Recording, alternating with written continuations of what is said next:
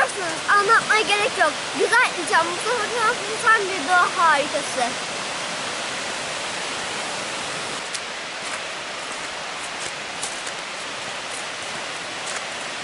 Arkadaşlar görüyorsunuz, çok güzel akıyorsun.